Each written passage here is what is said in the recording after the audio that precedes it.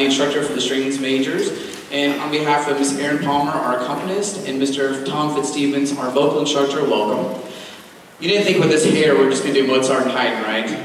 Okay, you got that. Thank you, Ms. Palmer.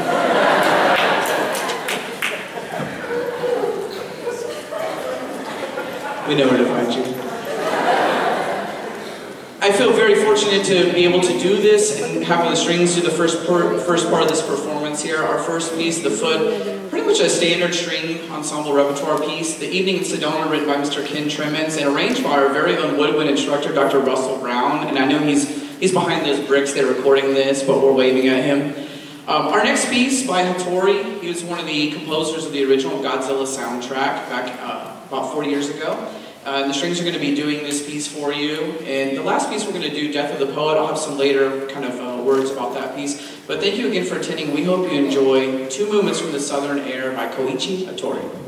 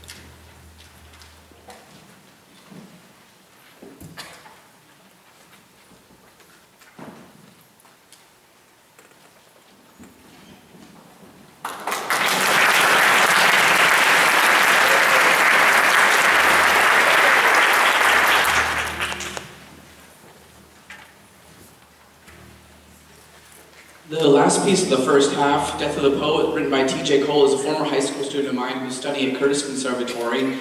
She's only 20 years old. She's been writing for a very, very long time. And I got to know her in high school. She had written some compositions for string orchestra, but she was always afraid to ask me to perform them.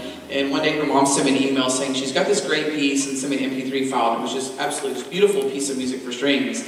And we performed it at school, and ever since then she's written so many works for strings.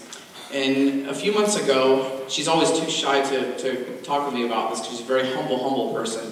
But her mother sent me another MP3 link to the string work and said, she just wrote this and it's been kind of workshopped and it's been rehearsed and not really performed.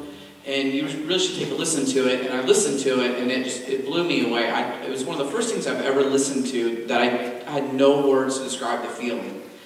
And it's just a very moving piece, but I don't want to talk too much about it. I like to call one of my string majors forward to give you kind of an account of what Death of the Poet means to them.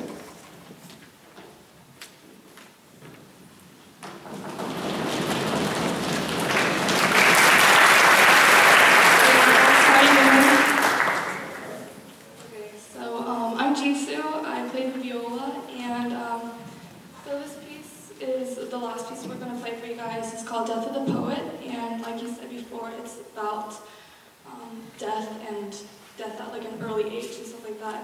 And this was probably one of the hardest pieces we had to play at GHP because it wasn't only technically challenging, but it was also mentally draining and emotionally draining.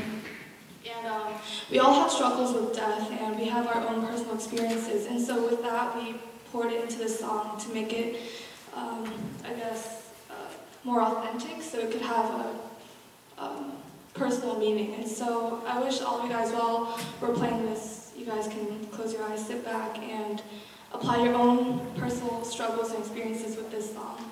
Yeah, and I hope you guys enjoy.